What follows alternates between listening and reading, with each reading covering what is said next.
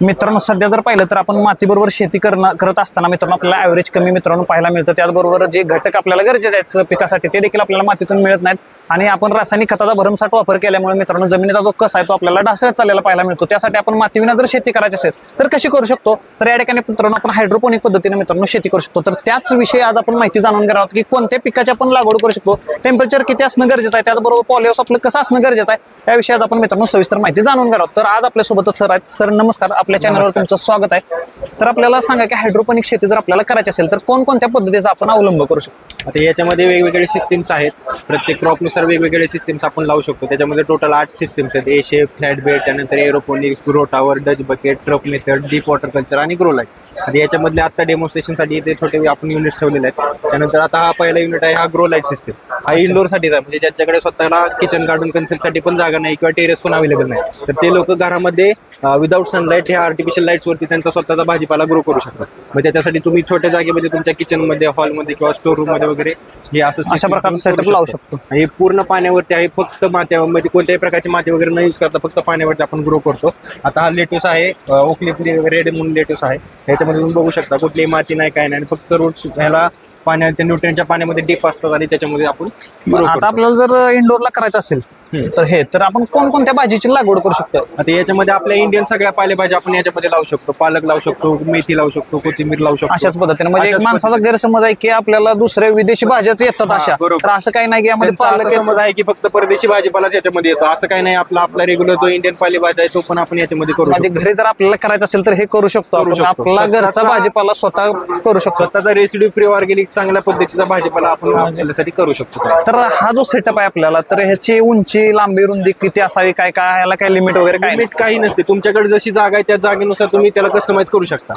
त्याला तुमची मोठी जागा असेल तर मोठं करा, छोटं असेल तर अजून छोटं करा। याच्यापेक्षा अजून सिंगल प्लांट पण येतं, म्हणजे याच्यामध्ये 3 पाईप्स आहेत, तुमचं एक सिंगल पाईपचं सुद्धा तुम्ही त्याला डिझाईन करू शकता, म्हणजे तुमच्या जागेनुसार तुम्ही त्याला कस्टमाइज करू शकता। आणि सनलाईटची तर गरज नाही, आपण घरच्या घरी करू शकतो। तर असंच आपण जर दुसरा सेटअप इथं पाहिला तर हा सेटअप कोणता आपल्याला पाहायला मिळतो? त्याला ए शेप हायड्रोपोनिक सिस्टम म्हणतात, एनएफटी त्याला म्हणतात। ह्या जो चॅनल याला एनएफटी चॅनल म्हणतात, न्यूट्रिएंट फिल्म टेक्नॉलॉजी।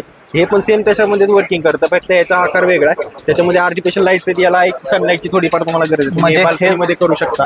म्हणजे कारण की याला सनलाईट थोडं, कारण त्याच्यामध्ये आर्टिफिशियल लाईट वरती ग्रो होते, पण ह्याला काही लाईट वगैरे तर काही सपोर्ट नाही, त्यासाठी आपल्याला थोडं सनलाईटची याच्यामध्ये गरज आहे। म्हणजे टेरेसवर देखील आपण शेडनेट वगैरे मारून देखील करू शकतो, गॅलरीमध्ये कुठेही करू शकतो, अशा प्रकारचा सेटअप। जर आता पुढे जर पाहिलं आपण तर यामध्ये कोणते आपण लागवड करू शकतो भाजीची, का ह्यामध्ये देखील भाजी कोणती? सगळ्या इंडियन आणि एक्झॉटिक पालेभाज्या सगळ्या चालते, ठीक आहे। तर आता हा जो सेटअप आपल्याला पाहायला मिळतो हा कोणता सेटअप आहे? याला म्हणतात डच बकेट सिस्टीम। आता ज्या पालेभाज्या आपल्या असतात त्या पालेभाज्यांमध्ये रूटचा एरिया कमी असतो, याच्यामध्ये फळभाज्या ज्या आपल्या असतात त्याचा रूटचा स्प्रेड जास्त असतो, त्याला एरिया जास्त लागतो, त्यासाठी ही डच बकेट सिस्टीम असते। याच्यामध्ये तुम्ही सगळ्या प्रकारचा फ्रूट व्हेजिटेबल, म्हणजे आपला कोबी आहे, फ्लॉवर आहे, त्यानंतर तुमचा जर एक्झॉटिक मध्ये बघितलं तुम्ही तर ते हॅबिनर वगैरे चिली म्हणतात, किंवा आपली रंगीत ढोबळी मिरची, आपली काकडी आहे, टोमॅटो आहे, ते फळभाज्या आपण सगळ्या याच्यामध्ये लावू शकतो। आता जर समजा कांद्याची लागवड आपल्याला करायची असेल तर यामध्ये कोणत्या सिस्टम मध्ये आपण करू शकतो? ना ते याच्यामध्ये आपण कांदे नाही लावू शकत, कारण की हे पूर्ण बकेट पॅक असतं आणि त्याचा रूटचा आपला कांदा बल्ब खाली आतमध्ये जातो, बरोबर। पण याच्यामध्ये एक सिस्टम आहे ट्रप मेथड सिस्टम, त्याच्यामध्ये तुम्ही कांदे लावू शकता। म्हणजे त्याच्यामध्ये कोकोपीट बेस मीडिया असतो